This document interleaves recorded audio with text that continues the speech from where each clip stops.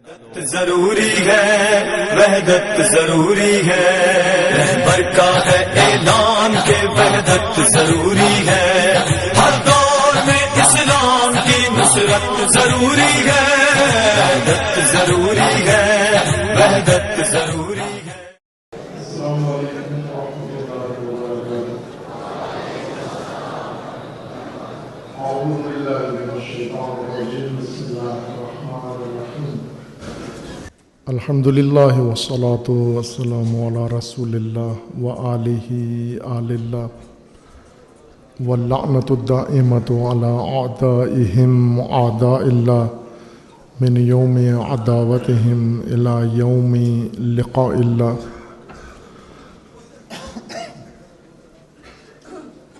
میلاد مسعود حضرت پیغمبر اکرم خاتم الانبیاء صلی اللہ علیہ وآلہ وسلم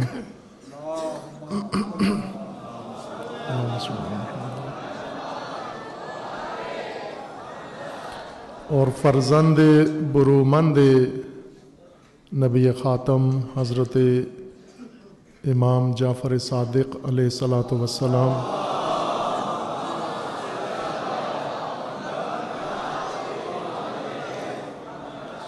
آپ تمام حاضرین، علماء کرام، مہمانان عزیز، جوانان عزیز، طلاب و تمام امت اسلامیہ کو تبریک و تہنیت عرض ہے، اور اسی طرح معزز محترم گرامی مہمانان، بالخصوص علماء کرام جو آج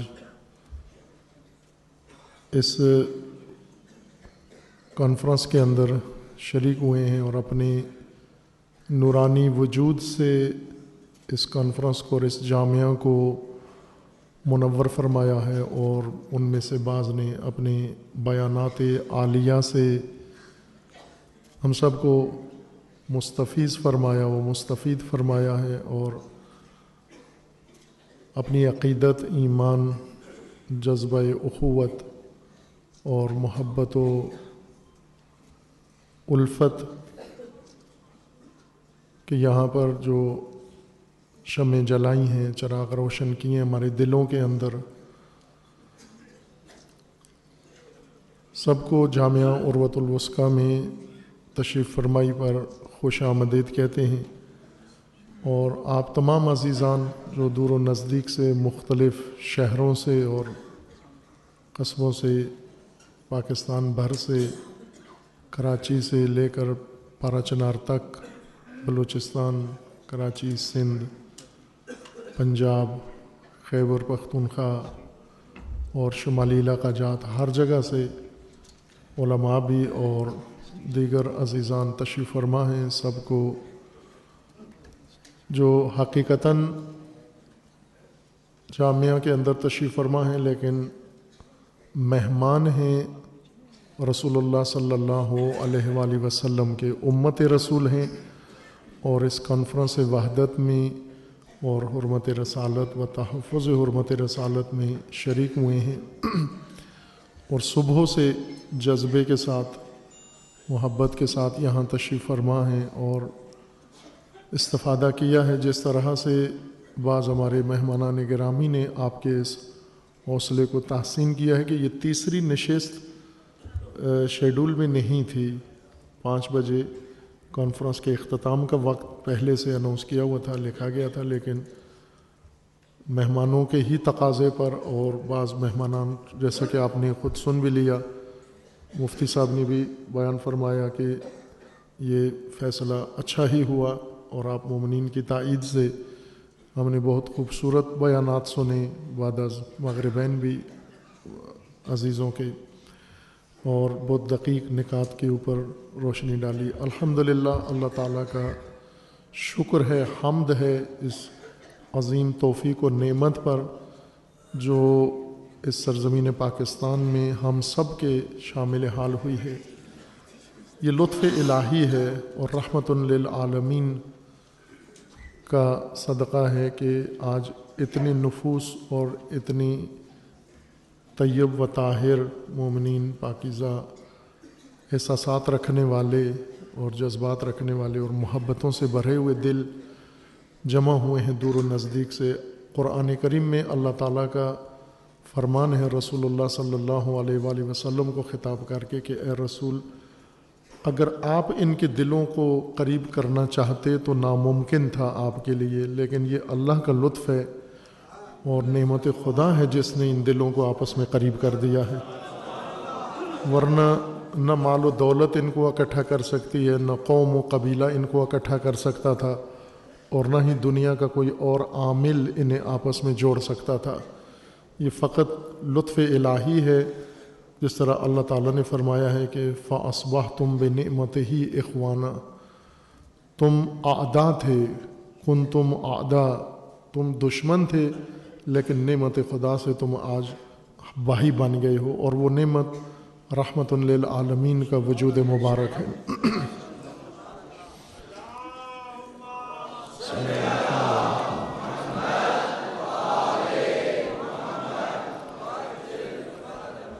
میں زیادہ آپ کو خستہ نہیں کروں گا، فقط چند ایک معروضات آپ کی خدمت میں اسی کانفرنس کے حوالے سے۔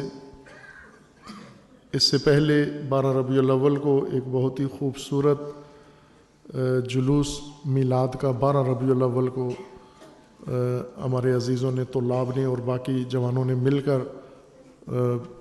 یہاں لاہور کے فیروز پور روڈ کے اوپر برپا کیا، جو نشر ہوا اور دیکھا، سب نے سراہا اس کو، باوجود اس کے کہ عموماً شیعہ 17 ربیع الاول کو میلاد مناتے ہیں، لیکن میں نے بعض جگہوں پر مناسبتوں سے عرض کیا تھا کہ آپ محرم میں مجلس عزا کرتے ہو تو بھی امام حسین کے لیے ہوتی ہے، سفر میں کرو تو بھی امام حسین کے لیے ہے، ربیع الاول میں کرو تو بھی امام حسین علیہ السلام کے لیے ہے۔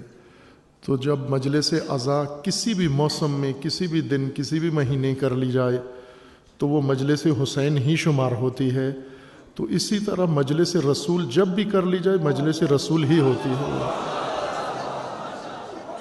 تو ہم اس طرح تقسیم نہ کریں کہ یہ دن فلاں کا ہے، یہ دن فلاں کا ہے۔ آپ 12 کو رسول اللہ کو یاد کریں تو بھی وہ یوم رسول اللہ کا ہے، 17 کو یاد کریں تو بھی وہ یوم رسول اللہ کا ہے۔ اور دراصل یوم رسول وہ ہے جس دن امت رسول تشکیل پا جائے۔ اور میں جس طرح کانفرنس کا ایک عنوان ہے حرمت رسالت، احترام رسالت، حریم رسالت اور تحفظ حریم رسالت، جس پر ہم دیکھ رہے ہیں کہ صبح و شام بے حرمتی کے حملات ہوتے ہیں، باقاعدہ منصوبے کے ساتھ، جس طرح ابھی ہمارے عزیزان اظہار کر رہے ہیں، اور اثناء کلام میں بعض نے پہلے بھی اظہار کیا ہے کہ مقدسات کی بے حرمتی آج کے زمانے کا ایک وتیرہ بن گیا ہے۔ کتنے ظلم کی بات ہے کہ وہ ہستی جس نے دنیا کو محبت سکھائی ہے، جس نے دنیا کو الفت سکھائی ہے، جس نے دشمنوں کو دوست و بھائی بنایا ہے، اس کی بے حرمتی کی جائے، وہاں پر دل آزاری کی جائے۔ اگر کوئی کارٹون بناتا ہے ہمارے دل دکھتے ہیں، اگر کوئی توہین آمیز بات کرتا ہے ہمارے دل دکھتے ہیں، جس طرح بھی ملک کے اندر ایک فضا بنی ہوئی ہے آج کل اسی حوالے سے۔ لیکن ایک بے حرمتی جو مجھ جیسے چھوٹے ادنا طالب علم کی بھی تشخیص ہو سکتی ہے اور آپ سب کی ہے، اور وہ روزمرہ انجام پاتی ہے، اس بے حرمتی کی طرف ہم متوجہ نہیں ہیں۔ اگر یہ بے حرمتی کرنے والے، کہ اللہ ان کو بھی ہدایت کرے، یہ بھی باز آ جائیں اور عقل آئے ان کے اندر اور نہ کریں یہ کام، لیکن اگر یہ لوٹ کر ہماری طرف آئیں اور ہم سے سوال کریں کہ آپ جس رسول کی امت ہو، اور جو امت رسول نے اتنی مشقتوں سے، اتنی زحمتوں سے، اتنے مصائب کے بعد اور اتنی محنتوں سے جو امت بنائی تھی، کیا اس امت کو توڑ دینا یہ رسول کی بے حرمتی نہیں ہے؟ اس امت کے ٹکڑے کر دینا یہ رسول اللہ کی بے حرمتی نہیں ہے؟ ہم کتنا افسوس کرتے ہیں، 1400 سال سے رو رہے ہیں کہ نواسہ رسول کے کربلا میں بدن کے ٹکڑے کر دیے گئے، نواسہ رسول کے جسم اطہر کے ٹکڑے ٹکڑے کر دیے گئے. رسول اللہ کو کتنا دکھ ہوگا، نواسے کے جسم کے ٹکڑے ہو گئے، تو کیا امت رسول کے ٹکڑے ہو جائیں رسول اللہ کو دکھ نہیں ہوگا؟ نواسے کے ٹکڑے ہوئے امت کی خاطر ہوئے، دین کی خاطر ہوئے، تاکہ دین کے ٹکڑے نہ ہوں، اسلام کے ٹکڑے نہ ہوں، امت کے ٹکڑے نہ ہوں. اس لیے اپنا تن اور اپنا کنبہ پیش کیا ہے. تو رسول اللہ کے نزدیک، اللہ کے نزدیک سب سے بڑی احترام کی چیز، جس طرح روایت نبوی میں ہے کہ المومن اعظم حرمتا من الکعبہ، مومن کا احترام کعبہ سے زیادہ ہے. ہم کعبہ کا اتنا احترام کرتے ہیں کہ پشت بھی نہیں کرتے کعبہ کی طرف. اگر زیارت نصیب ہو جائے، دیکھا ہے مومنین مسلمین کو جب کعبۃ اللہ میں مشرف ہوتے ہیں، جب باہر نکل رہے ہوتے ہیں تو کعبہ کی طرف پشت کر کے نہیں آتے، اسی طرح ریورس آ رہے ہوتے ہیں، رخ کعبہ کی طرف ہوتا ہے اور باہر دروازے کی طرف آ رہے تھے. یہ احترام ہے. اور رسول اللہ فرماتے ہیں کہ مومن جو اللہ پہ ایمان رکھتا ہے، جو قیامت پہ ایمان رکھتا ہے، جو رسول اللہ پہ ایمان رکھتا ہے، جو خاتمیت پہ ایمان رکھتا ہے، جو قرآن پہ ایمان رکھتا ہے، یہ مومن کہلاتا ہے. اور اس مومن کا احترام کعبہ سے بھی زیادہ ہے. یعنی مومن کی طرف پشت بھی نہ کرو، اور اس مومن کی بھی حرمت بے حرمتی کریں، اور پھر ہم توقع رکھیں کہ رسول اللہ ہم سے راضی ہوں، قطعا نہیں ہے. ایک جملہ جو میں اکثر اپنے طلاب سے عرض کرتا رہتا ہوں کہ ایام میلاد میں ہم جشن مناتے ہیں اور ہم خوش ہوتے ہیں کہ رسول اللہ کی آمد ہے، نعتیں پڑھتے ہیں، کلام پڑھتے ہیں، سنتے ہیں، بہت خوش ہوتے ہیں. یقیناً پڑھنے والے بھی خوش ہوتے ہیں، سننے والے بھی خوش ہوتے ہیں، بانیان بھی خوش ہوتے ہیں. میلاد رسول پر ہم سب خوش ہوتے ہیں، پوری امت خوش ہوتی ہے، دنیا ساری خوش. یہ جھنڈیاں، یہ چراغاں، یہ سب خوشی کی علامت ہے. کسی نے یہ بھی سوچا ہے کہ خود مولود بھی خوش ہے یا نہیں ہے؟ خود مولود بھی خوش ہے یا نہیں ہے؟ وہ قلب نازنین بھی خوش ہے ہم سے یا نہیں ہے؟ تو ظاہر ہے وہ جھنڈیوں اور چراغوں سے تو خوش نہیں ہوتے. وہ ان کی خوشی امت کو ایک تسبیح میں پرونے سے ہے. اس انتشار کو ختم کر کے وحدت و الفت کے اندر رسول اللہ صلی اللہ علیہ وآلہ وسلم کی سرور و خوشی ہے. یہ عزیزان جو آپ نے دیکھا، اور اللہ کا لطف ہے کہ الحمدللہ آج یہ آپ تمام مہمانوں کے وجود سے اور باقی انتظامیہ ان کی تگ و دو سے، کوشش سے یہ محفل شروع ہوئی، مجلس اور کانفرنس، اور الحمدللہ آپ لوگوں کے جذبے سے بھرپور طریقے سے برپا ہوئی. اور یہ تیسری نشست، یہ اس کا ہم اگر لینا بھی چاہیں کریڈٹ تو نہیں ملتا، چونکہ یہ آپ کو جاتا ہے سارا. یہ آپ نے منعقد کی اور آپ نے برپا کی ہوئی. اور ابھی تک جیسے آغا حیرت سے کہہ بھی رہے تھے کہ ان کے پیٹ نہیں ہیں، یہ تھکتے نہیں ہیں، یہ صبح سے مسلسل بیٹھے ہوئے ہیں اور اسی طرح سے سن رہے ہیں. تو یہ یقیناً آپ کا جذبہ ہے عالی. یہ جو عزیزان کانفرنس اس سال 2018 میں توفیق ہوئی ہے، یہ آرزو دیرینہ تھی جو حسرت میں بدل گئی. ہماری ایک حسرت تھی کہ اللہ تعالیٰ توفیق دے اور موقع ملے، فرصت ملے، اور اس طرح سے ہم ایک جگہ سے شروع کریں انشاءاللہ اس پاکستان کے اندر، اور امت محمدی کو، اس بکھرے ہوئے دانوں کو پروئیں آپس میں، اور ان کو آپس میں جوڑیں. جتنا ہو سکتا ہے ہم انہیں جوڑیں، چونکہ جنہوں نے بکھیرا ہے، جنہوں نے انتشار پھیلایا ہے، انہوں نے بھی کافی محنت کی ہے، انہوں نے بھی وقت دیا ہے، سرمایہ لگایا ہے. جب امت کے اندر اتنی نفرت ڈالی ہے انہوں نے، اب ہمیں جوڑنے کے لیے اس سے زیادہ محنت کی ضرورت ہے جتنی توڑنے والوں نے کی ہے. بعض کاموں کے انسان داد دیتا ہے کسی کو. امت رسول اللہ توڑنا آسان نہیں تھا، لیکن بعضوں نے محنت کر کے توڑ دی ہے اور بڑا کام کیا ہے. اب ان سے بڑا کام ہمیں کرنا ہے کہ مل کر اس کا شیرازہ بندی کرنی ہے. یہ جو اوراق منتشر ہو گئے ہیں اس کتاب نورانی کے امت کے، اس کی دوبارہ شیرازہ بندی کرنی ہے. حسرت اس آرزو کو کہتے ہیں جو انجام نہ پائے، عملی شکل اختیار نہ کرے، عملی جامہ نہ پہنے، اسے حسرت کہہ دیتے ہیں. یعنی ہونا چاہیے تھا لیکن کسی وجہ سے نہیں ہو سکا. اور یہ آرزو حسرت میں بدلی اس وجہ سے کہ میں پہلے یہ بھی عرض کر دوں کہ یہ آرزو پیدا کیسے ہوئی. آرزو جیسا یہاں مجھے یاد نہیں رہا کسی بزرگ نے ابھی اسی مجلس کے اندر آرزو کے متعلق گفتگو کی کہ خواہشات آرزو پیدا کرتی ہیں. خواہشات سے ظاہراً شریف زادہ صاحب نے فرمایا تھا، جی ڈاکٹر صاحب نے اپنی گفتگو میں اشارہ فرمایا تھا. آرزویں خواہشات سے بھی پیدا ہوتی ہیں، مزاج سے بھی پیدا ہوتی ہیں، انسان کے اندر ماحول سے بھی آرزویں پیدا ہوتی ہیں. جس طرح کی انسان کو تعلیم و تربیت ملتی ہے اس سے بھی آرزویں پیدا ہوتی ہیں. آپ مختلف لوگوں کو دیکھیں، مختلف آرزویں ہیں. اور اسی طرح انسان کے اندر کچھ آرزویں دیکھا دیکھی تقلیداً پیدا ہوتی ہیں، اور کچھ آرزویں ہیں جو انسان کے اندر شعور پیدا کرتا ہے، بصیرت سے انسان کے اندر آرزو جنم لیتی ہے. علامہ اقبال جن آرزوؤں کا تذکرہ کرتے ہیں اور دعا کرتے ہیں اللہ تعالیٰ سے کہ ان جوانوں کے دلوں میں آرزو پیدا کریں.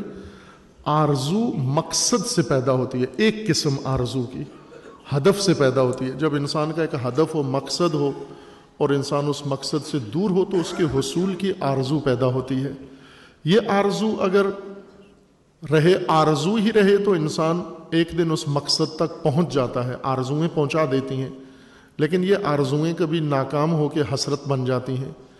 یہ دو کام ہدف تھے، مقصد تھے، اور شعور نے پیدا کیے. جب سے ایسے بزرگواران، ایسے اساتید اور ایسے رہنماؤں اور ایسے پیشواؤں کی تعلیمات، چونکہ عمر بڑھنے کے ساتھ ساتھ ہی انسان کو موقع ملتا ہے، ایسے محضر اور ایسی بارگاہیں انسان کو نصیب تو ہوتی ہیں سب کو، لیکن بعض اوقات ہم انہیں نظر انداز کر دیتے ہیں. ایسے پیشوا منبع جن کے ہاں سے بیداری و شعور نکلتا ہے، جس طرح حضرت امام خمینی رضوان اللہ تعالیٰ علیہ ہیں، اور دیگر کافی بزرگان ہیں، کم نہیں ہیں، جن کے مکتب سے، جن کے تفکر سے اہل سنت کے اندر ایسی ہستیاں ہیں، شخصیات ہیں، شیعہ کے اندر ایسی شخصیات ہیں. ہر سلسلے کے اندر کچھ ہستیاں ایسی ہیں جو شعور اور بیداری اور بصیرت عطا کرتے ہیں. تو عمر کے ساتھ ساتھ انسان کو موقع ملتا ہے ان کے مکتب اور ان کے تفکر سے آشنا ہونے کا. جب انسان شعور پکڑتا ہے تو کچھ آرزویں انسان کے اندر شعور و بصیرت ایجاد کر دیتی ہے. اس بصیرت نے یا شعور نے جو آرزویں پیدا کی تھیں، دو آرزویں تھیں. ایک تعلیم اور ایک تقریب. تعلیم آئندہ نسل کے لیے، جس طرح ہمارا ملک میں جو نسلیں ہماری تباہ ہو رہی ہیں، برباد ہو رہی ہیں، ضائع ہو رہی ہیں، اور جو ہمارے ہاتھ سے ہمارے ہی اولادیں اور ہمارے نسلیں جا رہی ہیں، وہ تعلیم کی دلدل کی وجہ سے جا رہی ہیں. اس وجہ سے ہمیں ایک توجہ تعلیم کے اوپر دینے کی ضرورت ہے. ایسی تعلیم جو آپ کا یہ دینی سرمایہ، اسلامی سرمایہ، امت کا سرمایہ، اگر امت رسول اللہ بننا ہے تو پھر اس طرح کی تعلیم بھی ہو تاکہ امت تشکیل پائے. ایسی تعلیم نہ ہو کہ جس سے یا مغرب کے لیے لیبر تشکیل پائیں یا پھر لڑنے کے لیے دہشت گرد تشکیل پائیں. دین کے نام پہ دہشت گرد بنے اور دنیا کے نام پر لیبر بنے. ان سے نہیں امت محمدی تشکیل پاتی. امت محمدی اسی تعلیم سے تشکیل پائی تھی جیسے علامہ اقبال فرماتے ہیں کہ وہ شراب کہن جو اٹھاتا ہے نہ جو گراتا ہے، وہی جام گردش میں لا ساقیا، شراب کہن پھر پلا ساقیا. وہ جام جو رسول اللہ نے چلایا تھا اور جاہلیت کے مدہوش بھی ہوشیار کر دیے، وہ جام گردش میں لا ساقیا، وہ فکر پھیلا، وہ شعور دے، وہ بیداری دے، تاکہ یہ جو جھوم رہے ہیں، مست ہیں، یہ بھی ہوشیار ہو جائیں. وہ نشہ پلا کے، علامہ ہی کا شعر ہے کہ نشہ پلا کے گرانا تو سب کو آتا ہے، مزہ تو جب ہے کہ گرتوں کو تھام لے ساکی. ایک جام ایسا ہے جو چلتے کو، ہوشیار کو گرا دیتا ہے، ایک جام ایسا ہے جو گرتے کو تھام لیتا ہے. تو وہ جو تعلیم ہے، آپ توجہ کریں، رسول اللہ صلی اللہ علیہ وآلہ وسلم کے اصحاب، ان کی اگر تعلیم دیکھیں تو کسی کے پاس بھی کوئی ڈگری، کوئی اکیڈمی، کوئی اس طرح کا بیک گراؤنڈ نہیں تھا، بالکل چٹے ان پڑھ. لکھا ہوا پڑھ نہیں سکتے تھے اور پڑھا ہوا لکھ نہیں سکتے تھے وہ، لیکن شعور کے اعلیٰ درجے پر فائز تھے۔ آپ ان میں سے ایک ایک کی بصیرت کو دیکھیں، ان کے رویوں کو دیکھیں، ان کے کردار کو دیکھیں، وہ جو کچھ رسول اللہ نے ان کے اندر منتقل کیا وہی چیز آج بھی چاہیے ہمیں، وہی آج چاہیے، لیکن آج کے تقاضوں کے ساتھ، آج کے زمانے کے ساتھ، آج کے اپ ڈیٹ کر کے اس کو آپ آج کی نسل کو دیں۔ آئندہ نسل کے لیے تعلیم کی ضرورت ہے، اور موجودہ نسل جس کو منتشر کر دیا گیا ہے اس کو تقریب کی ضرورت ہے، قرب کی ضرورت ہے۔ یہ جو فاصلے فرقوں کے اندر بن گئے ہیں، تفرقہ اور چیز ہے، تفرقہ بکھیرنے کو کہتے ہیں، تقریب جوڑنے کو کہتے ہیں۔ لیکن یہ دو گوہر، ایک وحدت کا گوہر اور ایک تعلیم کا گوہر، یہ اصل ہدف تھا۔ یہ آغاز کیا ہم نے طالب علمی کے زمانے میں، لیکن دیکھا کہ گوہر کے لیے صدف نہیں ہے، گوہر صدف میں پلتا ہے، موتی صدف میں پلتا ہے۔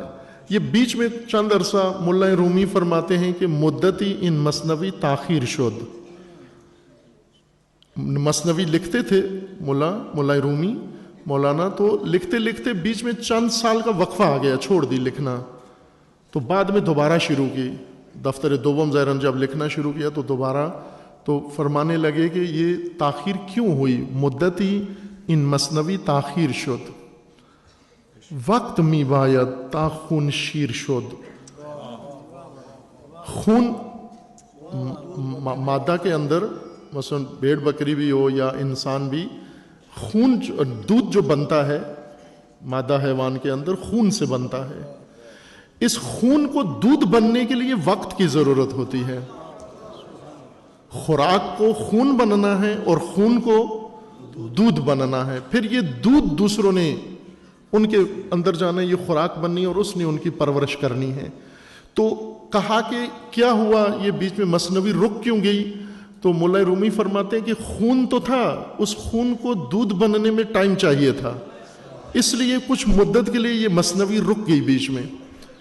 آپ عزیزان مشاہدہ کرتے ہیں کہ یہ جامعہ تعمیر ہونے سے پہلے وحدت کے سلسلہ وسیع سطح پہ آغاز کیا تھا پورے ملک میں، علاقائی طور پر جگہ جگہ محافل، مجالس، علماء اکرام، ہر شہر میں، پورے ملک کے اندر، کراچی میں، بلوچستان میں اور سندھ کے اندر دیہاتوں میں، شہروں میں، پنجاب کے مختلف دور دراز دیہاتوں میں، خیبر پختونخوا میں، ان سب میں یہ شروع کیا تھا سلسلہ، لیکن بیچ میں کٹ گیا، یہ رک گیا۔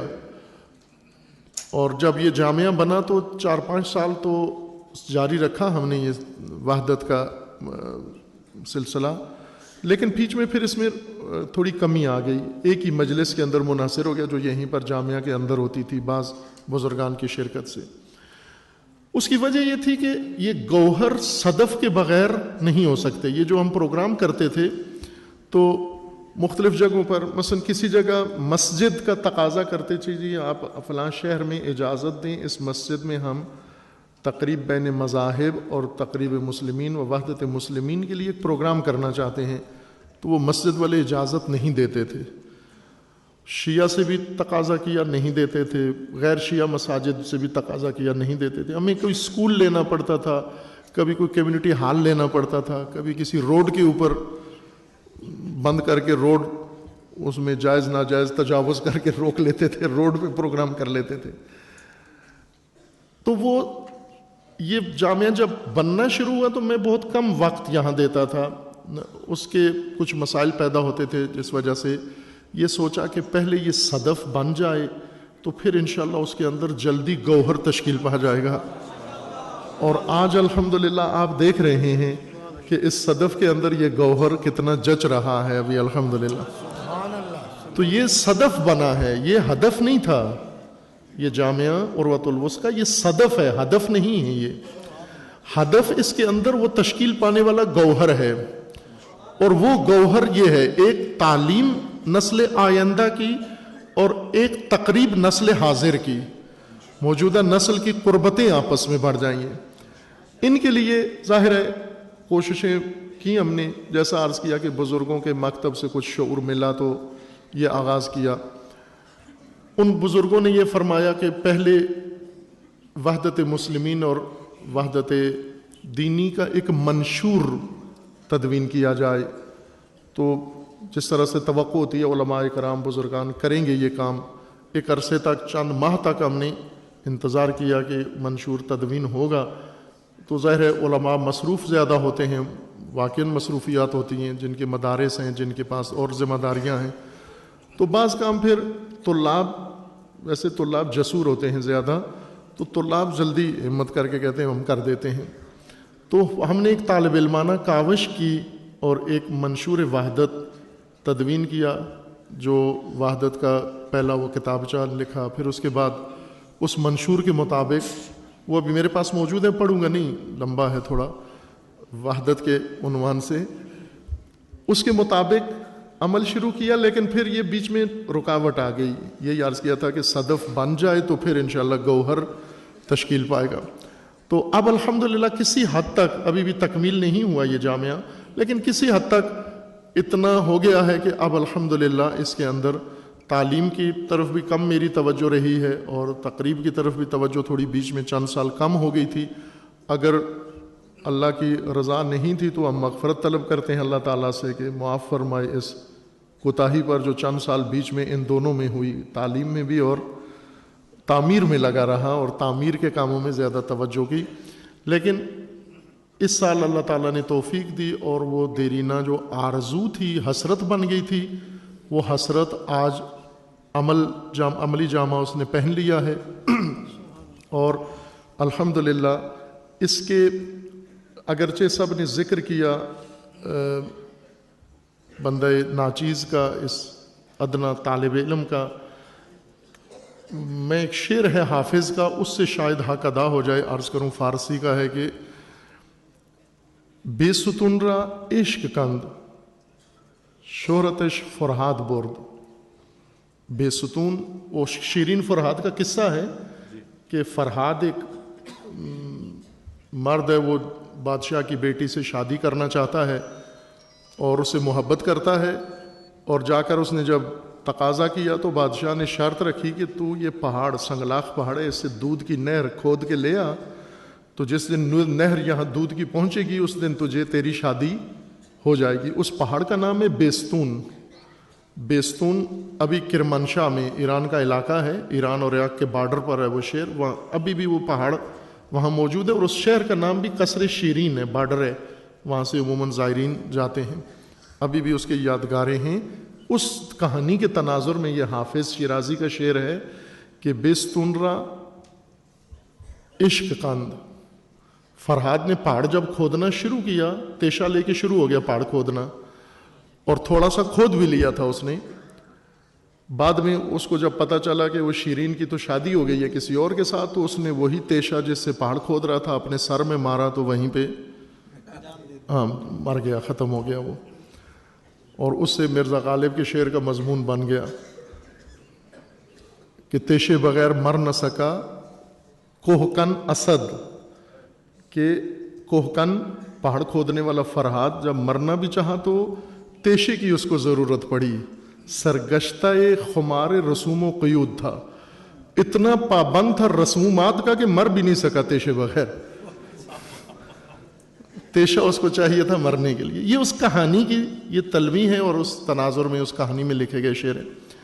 حافظ نے خوبصورت شعر لکھا ہے کہ بے ستون را عشق کند، اصل میں وہ پہاڑ فرہاد نے نہیں کھودا تھا، وہ کس نے کھودا تھا؟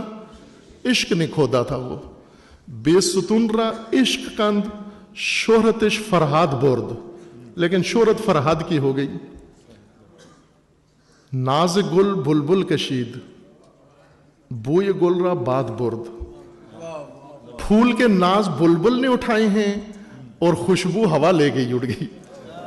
ناز کوئی اور اٹھاتا رہا، خوشبو کوئی اور لے گیا۔ ناز گل بلبل کشیدو بوئے گل را باد برد۔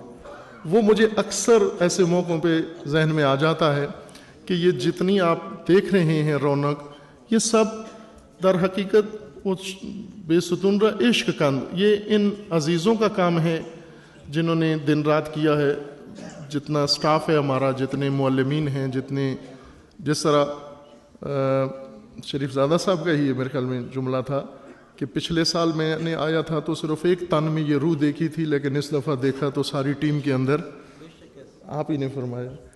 حقیقت ایسا ہی ہے کہ یہ سب ان کی محنت ہے۔ خصوصاً میں 2 آدمیوں کا نام خصوصیت سے عرض کروں گا کہ جن کی تگ و دو سے اور جن کی کوششوں سے یہ سب کچھ عملی ہوا ہے، اور آپ نے خود محسوس بھی کیا ہوگا۔ ان میں ایک مفتی عبد الرحمن صاحب ہیں جو یہاں تشریف فرما ہیں، جنہوں نے دن رات ایک کر کے محنت کی، کوشش کی، عرصے سے اس جامعہ کے ساتھ وابستہ ہیں اور یہاں مربوط ہیں، اور بہت ہی لطیف روح ہیں اور بہت ہی محنت کرنے والے شخصیت ہیں۔ اور پھر انہی کے توسط سے ہمیں دوسرا جو گوہر نصیب ہوا وہ مفتی سیف اللہ خالد صاحب ہے، جنہوں نے کوششیں کی دن رات کر کے اور رابطے کیے، اور ہماری بھی ہمت اب بڑھائی اور حوصلہ افزائی کی، اور ہمیں بھی ہمت ملی۔ یہ 2 بزرگوار خصوصیت کے ساتھ تشکر کے قابل ہیں، اور پھر ان کے ذریعے سے آگے دیگر دوستوں نے جو محنت کی، جگہ جگہ ملک بھر میں گئے، ہمارے اپنے طلاب بھی اسی طرح کرتے رہے، اور دیگر جو جوانان، آپ جیسے محسوس کر رہے ہیں کہ اکثریت جوانوں کی ہے یہاں پر، اور ایسا ہی ہے یہ جذبہ جوانوں کے اندر الحمدللہ بیدار ہوا ہے، پیدا ہوا ہے۔ اور آپ دیکھ رہے ہیں کہ یہ تیسری نشست ہے اور شیڈول سے باہر ہے، نہیں تھی۔ اس کے بعد آپ کو شک تھا کہ لوگ بیٹھیں گے نہیں، اور میں نے وعدہ کیا تھا کہ جی کوئی جی، بھی جانے والا نہیں۔ مفتی صاحب نے پڑھ لیا تھا اس مجمع کو پہلے سے ہی۔ بل تو ایسا ہی ہوا جیسے انہوں نے تشخیص دیا تھا کہ آپ عزیزان صبح سے یہاں تشریف فرما ہیں۔ یہ ایک فتح باب، ایک در کھلا ہے اور آغاز ہے۔ یہ اتنا سا کام کافی نہیں ہے، اگر اسی پہ ہم رک گئے اور چھوڑ دیں یہیں پر تو جو محنت ہوئی ہے وہ بھی ضائع ہو جائے گی اور آگے بھی کچھ حاصل نہیں ہوگا، بلکہ مایوسیاں ہوتی ہیں۔ اگر ایک کام کر کے اسے نتیجے تک نہ پہنچایا جائے تو پھر مایوسی پیدا ہو جاتی ہے۔ تو انشاءاللہ یہ امیدیں جو پیدا ہوئی ہیں، ہر ایک نے امید یہاں محسوس کی ہے، یہ امیدیں جو پیدا ہوئی ہیں، انشاءاللہ یہ امید کا پودا شجر بننا ہے اور اس نے ثمر دینا ہے انشاءاللہ۔ اور ایک دن پاکستان میں ایسا آئے گا انشاءاللہ کہ گلی گلی، کوچہ کوچہ یہ منظر ساری دنیا دیکھے گی انشاءاللہ۔ اور وہ دن آئے گا انشاءاللہ کہ جب یہ فرقوں کی تمیز ختم ہو جائے گی، تفریق ختم ہو جائے گی، اور سب کے سب ہم ایک دوسرے کے ہاتھوں میں ہاتھ ڈال کے انشاءاللہ ایک دوسرے کے ساتھ اخوت و ایک دوسرے کے ساتھ برادری کے رشتے میں، جس طرح رسول اللہ نے انصار و مہاجرین کو آپس میں برادر بنایا تھا، جس طرح سے ان مومنین کو آپس میں برادر بنایا تھا، انشاءاللہ عزیزان رحمت للعالمین۔ ان کی رحمت عالمی ہے، لیکن جب عموماً بیان کرتے ہیں علماء، تاریخوں میں بھی ہے کہ جب انصار آئے اور دعوت دی حضور کو کہ مشرکین مکہ کا قدردان نہیں ہے آپ کے اہل مکہ قریش، تو آپ وہاں آئیں، ہم آپ کے قدر کریں گے، تو حضور نے یہ شرط رکھی تھی ان کی کہ پہلے آپس میں اوس و خزرج ایک ہو جائیں، دشمنیاں ختم کریں، تاکہ رحمت العالمین کے ورود کے لیے میدان تیار ہو جائے۔ عزیزان اب آپ خود سمجھ لو کہ پاکستان میں اوس و خزرج کون ہیں یہاں پر۔ یہ رسول اللہ کی رحمت للعالمین کی شرط ہے یہ کہ میں اس دیس میں جاؤں گا جہاں پر یہ آپس میں ایک ہو جائیں وہاں پر۔ اور آپ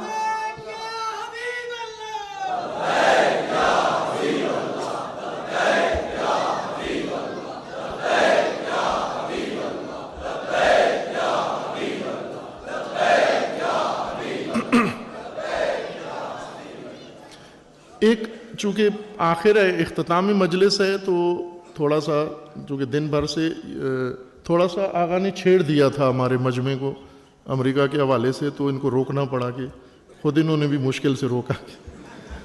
یہ تو صبح سے بھرے پڑے ہیں، ان کو نعرے لگانے کا وقت نہیں ملا، تو تھوڑا سا ہم میرے خیال میں یہ بھی جذبہ ان کا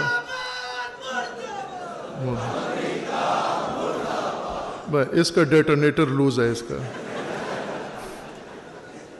آپ نے یہ مسجد کا یہ جو حصہ ہے جہاں یہ کیمرہ گھوم رہا ہے، اس کو آدھی مسجد سمجھ لیں، ادھر ایک گروہ ہو جائے، ادھر ایک گروہ ہو جائے۔ وہ جو اس طرف مسجد کے گروہ ہیں وہ اپنی پوری توانائی کے ساتھ آج زبان میں آواز میں بھی اظہار کریں عشق رسول کا. یہ کہیں گے لبیک یا رسول اللہ.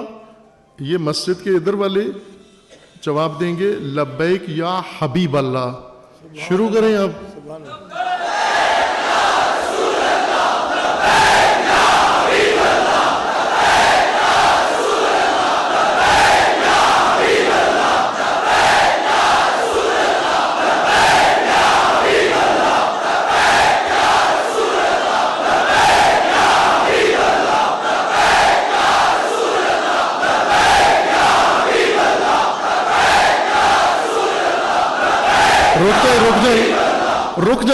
رک جائیں.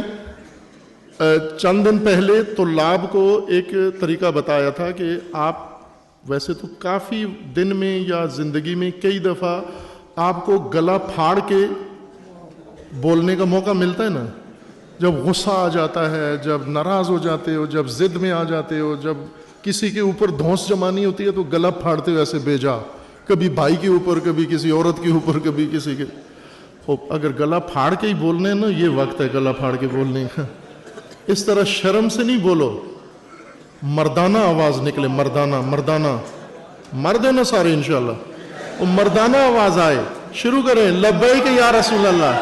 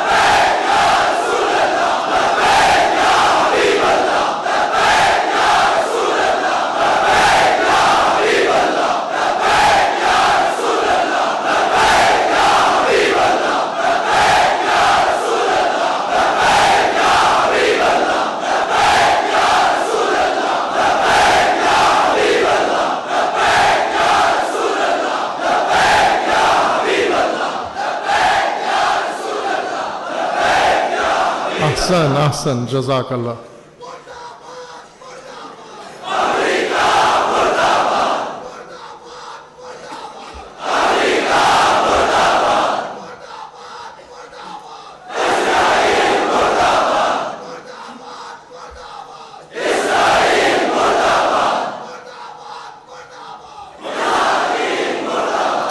جزاک اللہ. احسن.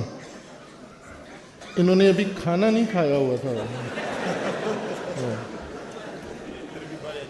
پھر بھی اچھی آواز. مغرب کے بعد کھانے کا ٹائم ہوتا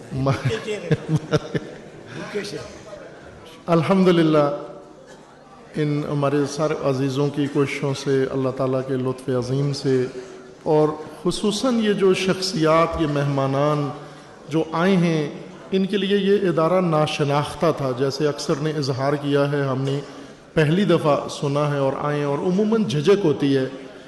ایک مسلکی ملک جو مسلک کی بنیاد پر, جس میں نفرتیں ہوں, اور وہاں پر ایک مسلک سے منسوب ادارے کے اندر جاتے ہوئے بھی جرأت چاہیے ہوتی ہے, دلیری چاہیے ہوتی ہے, اور وہ دلیری انہوں نے دکھائی ہے. الحمدللہ میری طرف سے سب قابل تحسین ہیں کہ جنہوں نے اس پورے ماحول میں, جیسا بعض نے کہا تھا کہ آپ نے یہ پروگرام تو کر دیا ہے, یہ بھی کس نے فرمایا تھا, یہ میرے خیال میں تھانوی صاحب نے کہا تھا کہ یہ پروگرام تو آپ نے کر دیا ہے, ابھی جواب دہ بھی ہونا پڑے گا آپ کو. ایسا ہی ہے, قیمت لگتی ہے. یہ ایسے کام نہیں ہیں جن کی کوئی قیمت نہ ہو, خمیازہ نہ ہو. وہ قیمت لگتی ہے, لیکن دیں گے ہم وہ قیمت جب ہم نے لی ہی ساری رسول اللہ کے نام پر ہے سب کچھ, تو اس کو رسول اللہ کے نام پہ دے دینے میں کیا حرج ہے. جیسا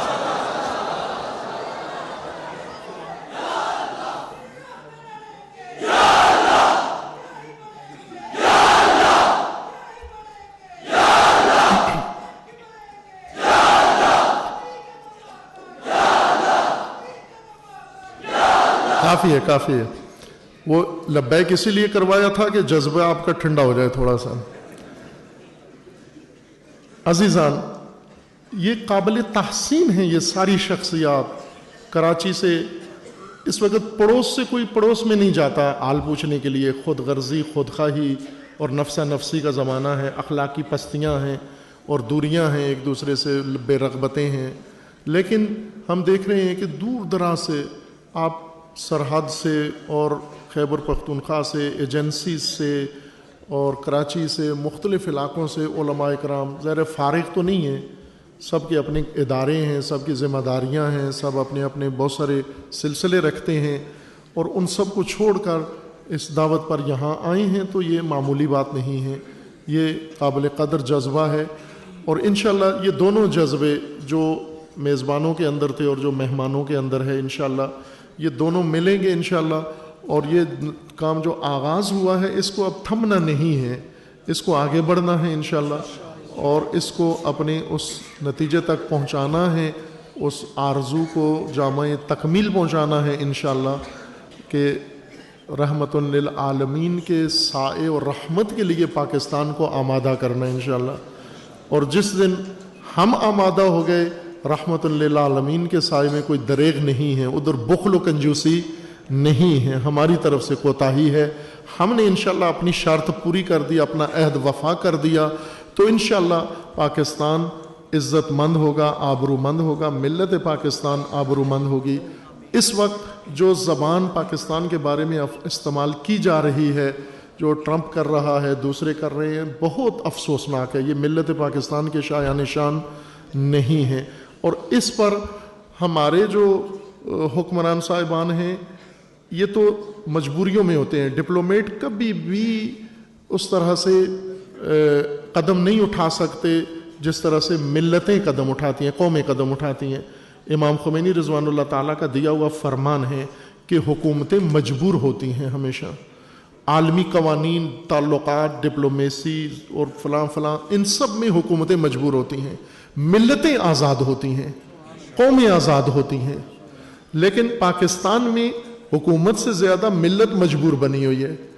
حکومت کبھی پھر کوئی قدم اٹھا لیتی ہے، ٹرمپ کو جواب دے دیتی ہے، ملت کی طرف سے کبھی کوئی جواب نہیں آیا. ہونا یہ چاہیے. امام نے اسی لیے فلسطین کا مسئلہ حکومتوں سے لے کے ملتوں کے سپرد کیا ہے، اور اسی دن سے امید پیدا ہوئی ہے کہ انشاءاللہ ایک دن قبلہ اول آزاد ہو جائے گا انشاءاللہ، اور یہ جرثومہ فساد ختم ہو جائے گا زمین سے انشاءاللہ.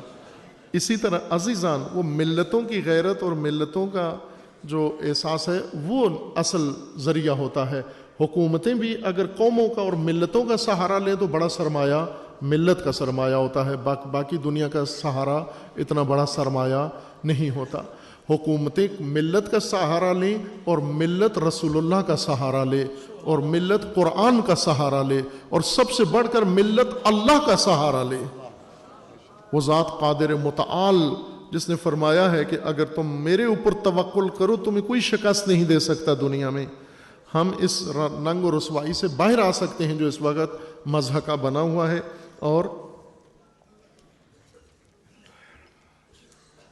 اس وقت جو پاکستان کے ساتھ ہو رہا ہے یہ قطعاً، جس طرح ہمارے حکمران بھی کہتے ہیں ہماری اتنی قربانیاں دیں، آخر کس کے لیے دی؟ دیکھ کے دینی تھی نا، کس کے سامنے دے رہے ہو؟ امریکہ کے لیے اتنی قربانیاں دیں آپ نے. عقل ہوتی تو کبھی بھی امریکہ کے لیے کوئی آپ چوہا بھی قربان نہ کرو. آپ نے اپنے جوان قربان کیے ہیں. پاکستان کے چوہے کی ٹرمپ سے زیادہ قیمت ہے. اگر ہمیں پاکستان کو چاہیے کہ ایک دن امریکہ کی خاطر ہم چوہا مار دیں، نہیں ماریں گے، کبھی بھی نہیں ماریں گے. چوہا بچا لیں گے، امریکہ تباہ ہو جائے بے شک. چاہے جائے کہ ہم اپنے عوام، اپنے جوان، اپنے مسلمان اور سب کچھ دو پہ لگا دیں. یہ جو پاکستان کے اندر ماحول بنا ہے یہ سب ان کا بنایا ہوا ماحول ہے. ہمارے وزیر خارجہ نے کہا ہے نا کہ یہ جو کچھ پاکستان سے تم گلہ کر رہے ہو یہ سب تم نے بنایا ہے. جب تم نے بنایا تو ہم پہ کیوں دباؤ ڈالتے ہو، ہمیں کیوں سرزنش کرتے ہو؟ لیکن ظاہر ہے ان میں اتنی جرأت نہیں ہے. جرأت کس میں ہوگی؟ وہ جو روح محمدی سے پرورش پائیں گے انشاءاللہ، جو مکتب قرآن میں پرورش پائیں گے، ان کے اندر ہے.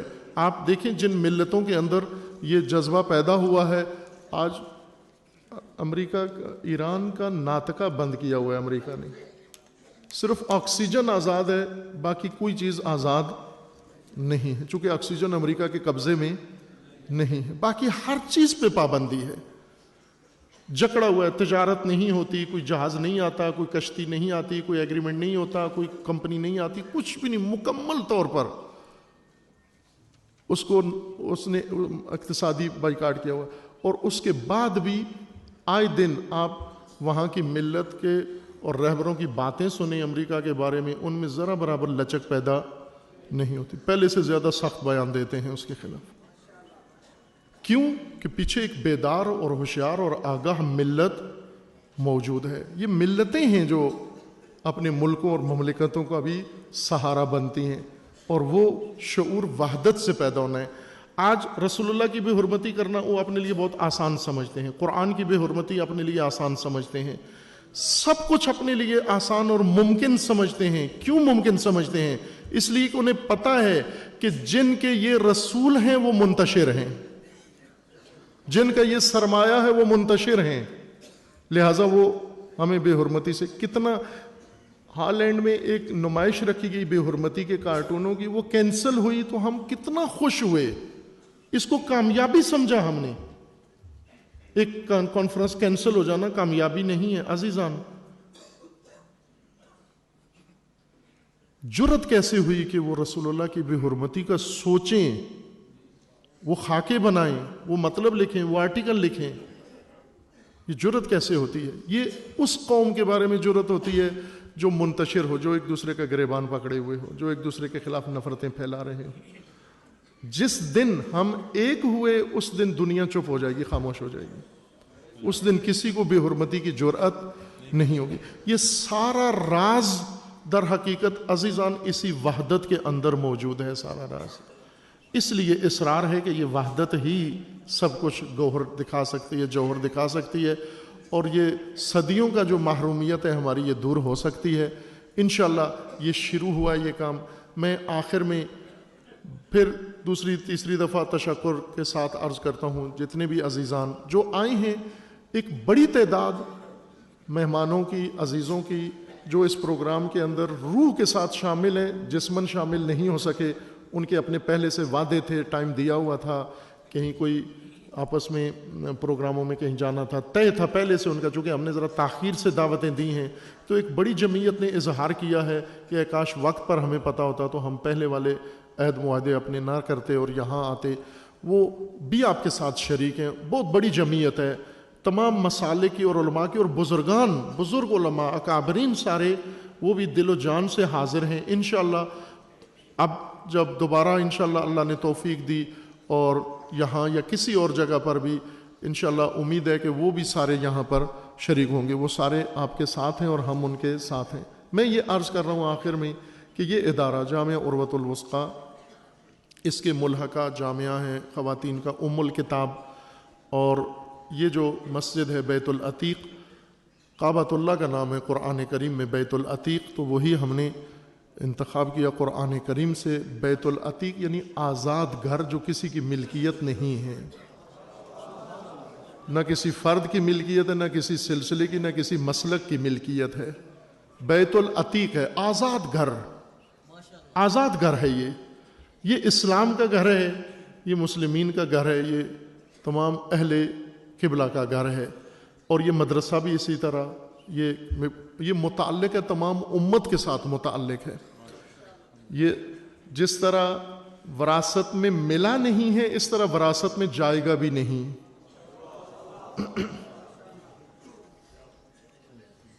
کسی نے یہیں ذکر کیا تھا، میں ان کی بات کی وضاحت کر رہا ہوں. وراثت میں نہیں ملا تو وراثت میں جائے گا بھی نہیں. یہ ملت کی کوششوں سے، امت کی کوششوں سے بنا ہے اور امت کے لیے ہی ہمیشہ رہے گا، اور اس کے در انشاءاللہ امت پر ہی کھلے رہیں گے ہمیشہ. اور اس کو تمام عزیزان، تمام مسالک کے، کوئی بھی آ کر یہاں اپنے مسلک، اپنے سلسلے کا پروگرام کرے، کوئی بھی میلاد کرے، کچھ بھی کرے، یہ سب کے لیے ہے یہ گھر، یہ مدرسہ. یہاں ابھی بھی اگر میں کھڑا کروں یہاں پر اہل سنت اساتید جو یہاں پڑھاتے ہیں تو نصف سے زیادہ اساتید یہاں اہل سنت کے ہیں، اور وہ ہر سلسلے سے ہیں. وہ دیوبند کے بھی ہیں، وہ بریلوی بھی ہیں، وہ اہل حدیث بھی ہیں، وہ سارے سلسلوں سے تعلق رکھتے ہیں، یہاں پر پڑھاتے ہیں ہمارے پاس. اور آج آپ کے ساتھ یہ پروٹوکول دینے والے جتنے بھی تھے یہ سارے وہی ٹیچرز تھے، ہمارے اساتذہ تھے جو مہمانوں کی اوبگت کر رہے تھے اور پذیرائی کر رہے تھے. تو ظاہر ہے کہ جب عہد کیا ہے کہ یہ انشاءاللہ امت کی خاطر اور رسول اللہ کے نام پر انشاءاللہ یہ مرکز بنانا ہے تو انشاءاللہ یہ قائم رہے گا. ہمیں پھر شکریہ ادا کرتا ہوں اور تعاون کی بھی اپیل ہے تمام عزیزان جو تشریف لائے ہیں. انشاءاللہ آئندہ بھی جہاں یہ انشاءاللہ آواز اٹھائیں گے ہم لبیک کہیں گے ان کی آواز پر انشاءاللہ، اور ان کے شانہ بشانہ ہوں گے انشاءاللہ. اور جہاں ہمیں اللہ نے توفیق دی، ان کو زحمت دی، تو امید ہے کہ انشاءاللہ جیسے اس دفعہ انہوں نے محبت فرمائی ہے آئندہ اس سے بڑھ کر انشاءاللہ یہ سلسلہ قائم ہوگا. تو اب اختتام کرتے ہیں اس کا دعائے وحدت کے ساتھ.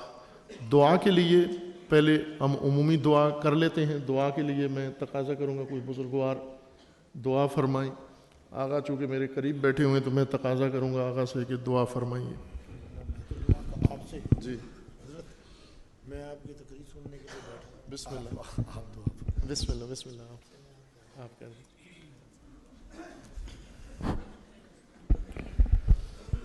اللہم آمین. اللہم صلی وسلم وبارک علی سیدنا و مولانا محمد وعلی آلہ و اصحابہ و اہل بیتہ اجمعین. مولا کریم یہ عروۃ الوثقی حوضہ علمی جس میں ہمیں بڑی محبت اور پیار کے ساتھ حضور نبی کریم علیہ السلام کا ایک امتی سمجھ کر بلایا گیا اور ڈیل کیا گیا، جو ساری محبت اور پیار ادھر بانٹی گئی، میرے مولا اس کو قیامت تک قائم رکھ. مولا جس مقصد کے لیے اسے بنایا گیا میرے مولا کریم اس مقصد کے اندر ہمیں کامیابی اور کامرانی نصیب فرما. اہل ایمان کے دل حضور نبی کریم صلی اللہ علیہ وآلہ وسلم کی محبت سے معمور رہے.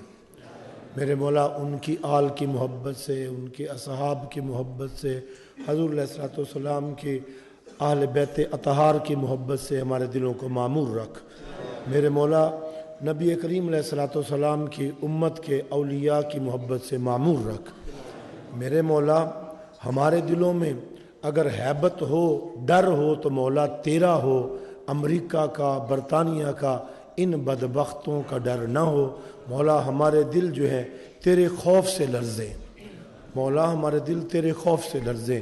اور مولا جو سبق اور جو پیار ہمیں انہوں نے دیا ہے میرے مولا اس کو ہمیں توفیق عطا فرما کہ پوری دنیا کے اندر پھیلائیں.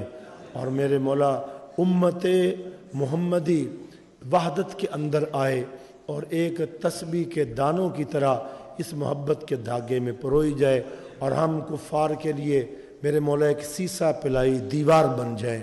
وہ نگاہ غلط نہ صرف پاکستان کی طرف نہ دیکھ سکے بلکہ پوری ملت کی طرف نہ دیکھ سکے. مولا یہ میلاد پاک کا مہینہ نبی کریم صلی اللہ علیہ وآلہ وسلم کی ولادت اور آپ کی بعثت کا جو مقصد میرے مولا وہ رحمت للعالمین بلکہ آئے. مولا ان کا خلق عظیم ہمیں اپنانے کی، ان کی سیرت طیبہ ہمیں عملاً اپنانے کی توفیق عطا فرما. میرے مولا کریم ان کی آل نے جو قربانیاں دیں دین اسلام کے عروج کے لیے، امت محمدی کی وحدت کے لیے، میرے مولا ان قربانیوں کی روشنی میں ہمیں اس مشن کو آگے بڑھانے کی توفیق عطا فرما. اول و آخر ظاہر و باطن خیر. میرے مولا ہم پہ قبلہ آغا جواد صاحب کا، میرے مولا جواد نقوی صاحب کا سایہ دراز رکھ. اور مولا ان کو یہ امامت کے فرائض جو تو نے عطا فرمائے میرے مولا کریم ان کی بھی مدد فرما اور ہم سب کو توفیق عطا فرما کہ نقش قدم پر چل کر امت محمدی کے اتحاد کے لیے کام کرتے رہیں. وصلی اللہ تعالی حبیب محمد. حضرت کچھ کلمات ہیں. آپ عزیزان ابھی بیٹھے ہوئے آپ سب بیٹھے رہیں گے تاکہ ذرا یہ منظر یہ عزیزان ہمارے میڈیا والے کیمروں میں بھی لے لیں. خوبصورت ہوگا یہ منظر دعائے وحدت کا. آپ چونکہ آپ اٹھیں گے تو پیچھے چھوٹے بیٹھے ہوئے چھپ جائیں گے. بیٹھے ہوئے اگر آپ یہ کام کریں گے تو سب نظر آ جائیں گے. بلند ہاتھ کر کے ایک دوسرے کے ہاتھ میں پکڑیں, دعائے وحدت کرنے, ہاتھ اوپر لے کر آئیں, سب ہاتھ اوپر لے کر آئیں. تھوڑی دیر کے لیے تھکیں گے نہیں, ہم کھڑے ہوں گے, آپ نے بیٹھے رہنا ہے, آپ نے نہیں اٹھنا. کھڑے ہو جاتے ہیں. جی بسم اللہ, آئیے آئیے, یہاں آ جائیں.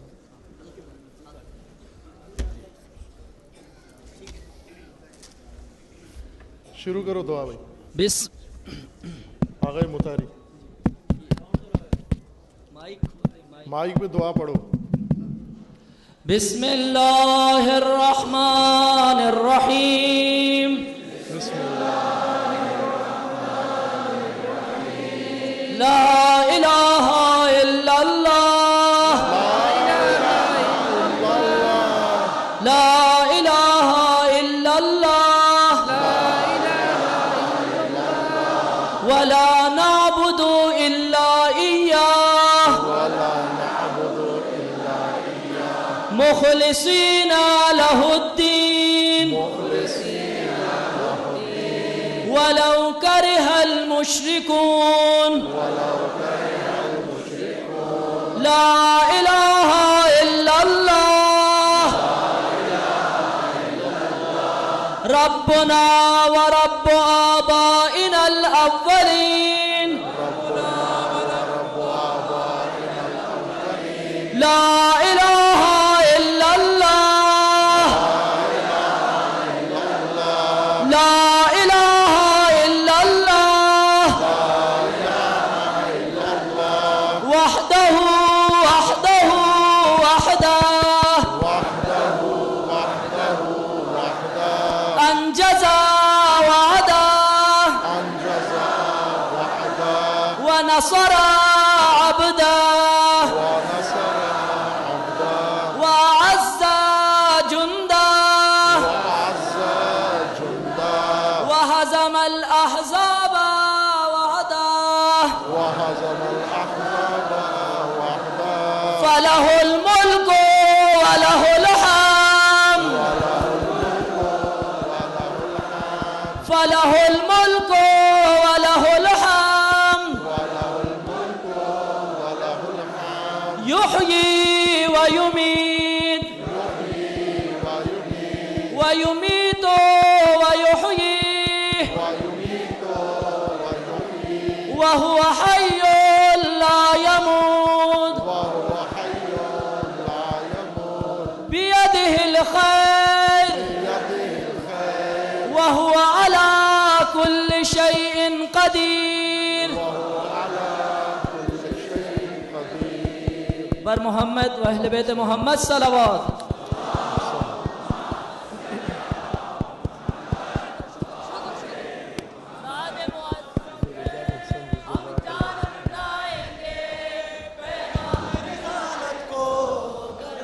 پہنچائیں گے استاد معظم پہ ہم جان لٹائیں گے.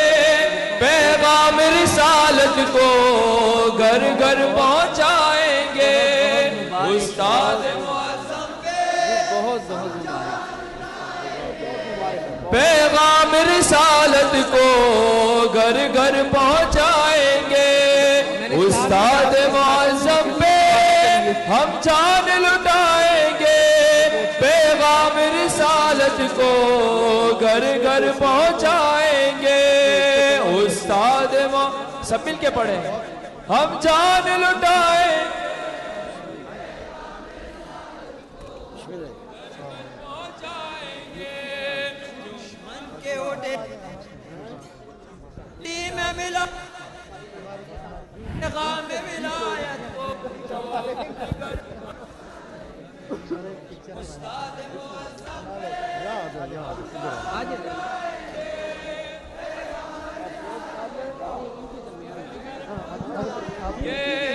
استاد معظم پہ پیغام رسالت کو گھر گھر پہنچائیں گے. اس عصر میرے گھر سے رو چھوڑ دیا جس نے ملت کے راستے سے رخ موڑ دیا جس نے. اس عصر میرے گھر سے رو چھوڑ دیا جس تصویر بنا دیں تصویر بنا دیں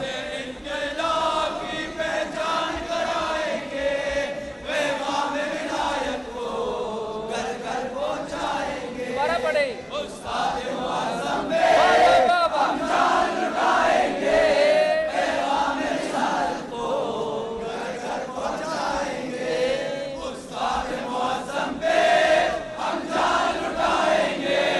پیغام رسالت کو گھر گھر پہنچائیں گے استاد معظم پہ ہم جان لٹائیں گے آغا صاحب رابطہ رہے گا بہت مجھے اچھا لگا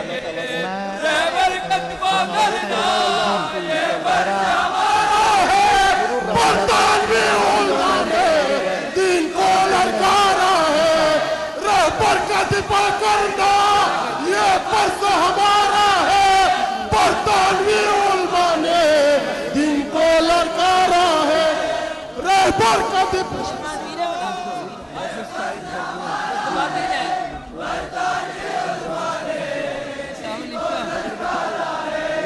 رہبر کا دفاع کرنا یہ فرض ہمارا ہے برطانوی علماء نے دین کو للکارا ہے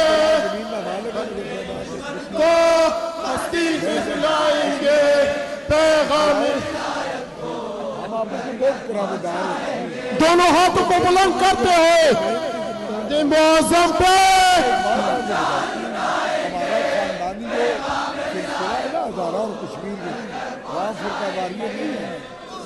موسم پہ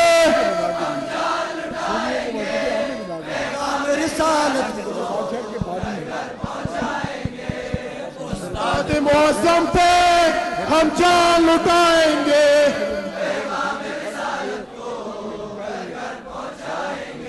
رہبر کا دفاع کرنا یہ فرض ہمارا ہے برطانوی علماء نے دین کو للکارا ہے رہبر کا دفاع کرنا یہ فرض ہمارا ہے برطانوی علماء نے دین کو للکارا ہے رہبر کا دفاع کرنا یہ فرض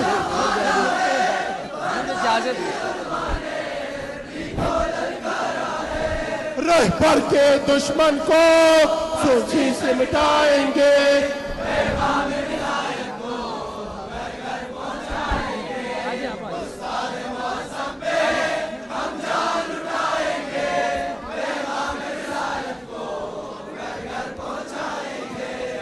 سسر میں رہبر سے یوں جوڑ دیا جس نے ذلت کے راستے سے رخ موڑ دیا جس نے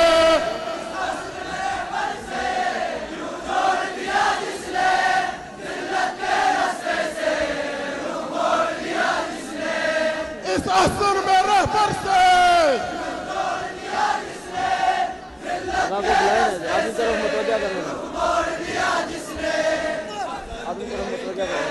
کی پہچان کرائیں گے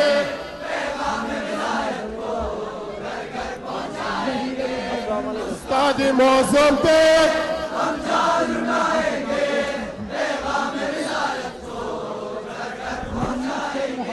اللہ کا دشمن ہے قرآن کا دشمن ہے امریکہ اسرائیل اسلام کا دشمن ہے اللہ کا دشمن ہے اسلام کا دشمن ہے امریکہ اسرائیل اللہ کا دشمن ہے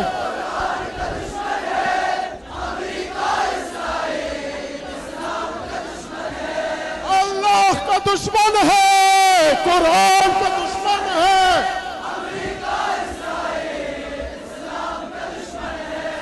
اللہ کا دشمن ہے قرآن کا دشمن ہے